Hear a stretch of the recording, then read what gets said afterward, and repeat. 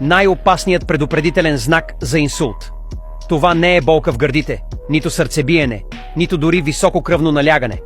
Това е тихо изтръпване или слабост в лицето, ръката или крака, често безболезнено, краткотрайно и лесно за игнориране.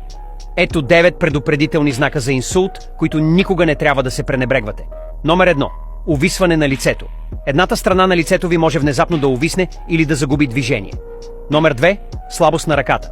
Може да се затруднявате да повдигнете едната си ръка или да я държите стабилно. Номер 3. Неясна реч. Думите стават трудни за изговаряне или звучат неясно. Номер 4. Замъглено зрение. Внезапна загуба на зрение в едното или и в двете очи. Номер 5. Силно главоболие. Светкавично бързо главоболие без известна причина. Номер 6. Пристъпи на замаяност. Загуба на равновесие или усещане, че стаята се върти. Номер 7. Объркване. Проблеми с разбирането или внезапно говорене. Номер 8.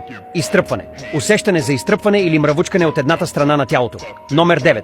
Нестабилна походка. Краката са тежки, нестабилни или некоординирани. Абонирайте се и споделете видеото.